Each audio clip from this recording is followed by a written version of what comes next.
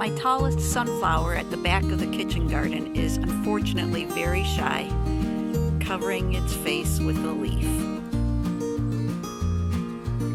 I tied it up the other day just to keep it from leaning all the way over into the rest of the tomato bed.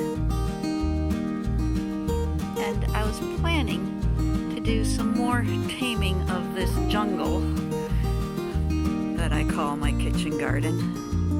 But my husband finished the strawberry bed yesterday. So today, my highest priority is to fill it, get it planted. So I went to Menards today and got some compost and raised bed mix, all organic. First, I'm going to put layers of wet newspaper to try to suppress the weeds that are in here. Using my rain barrel water here to soak the newspapers. Then, by the end of the day, I want to have the strawberries, which my husband dug up from the bed. I'm gonna pick the best ones and plant them in there. Okay, I leveled everything out and I transferred some of the soil from the lower part to the upper levels. I came across only one little clump of worms the whole time, and that's disappointing. I hope maybe that there were a lot more, but they ran for cover with all the disturbance my husband was doing yesterday, pulling out the strawberry plants and the weeds and everything here and putting the new bed in.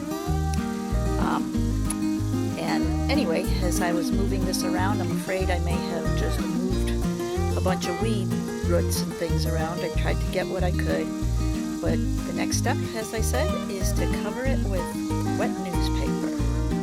Newspaper is all spread out, and now I'm going to top it with mushroom compost and raised bed mix. I probably did not get enough of that, but we'll see how far it goes. Well, that worked out pretty good.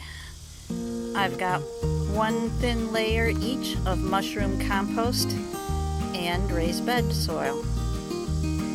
So I'm gonna go eat lunch and come back later to plant strawberries. And there they are. I picked out plants that had little clusters of roots on them, removed runners and brown leaves. Now it's important when you're planting strawberries to plant them shallowly because the crown needs to be exposed. I put these probably closer together than is ideal. That's because I'm not convinced that they're all going to survive. Obviously, you need to water them now. And then my plan is to put newspaper around these plants and mulch on top of that. Still trying to keep those weeds at bay.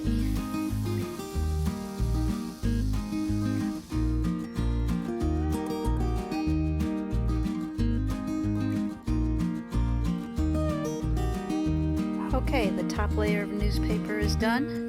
Now I'm just waiting for the arrival of mulch, which I'll spread on top, keeping it away from the strawberry plants. Meanwhile, I harvested some tomatoes and called it a day. The new strawberry bed is all planted and finished now. And I've got this little strawberry garden art back in place. Plants are looking fried because we had a hot sunny day, but I think the roots are still alive and well. We'll see how many of these last and bring me fruit next spring. This isn't the first time that we've replaced this bed. And it's not the first time that I've redone it with newspaper and mulch. So I know that these solutions won't keep the weeds away forever, but it will make the next couple of years a lot easier.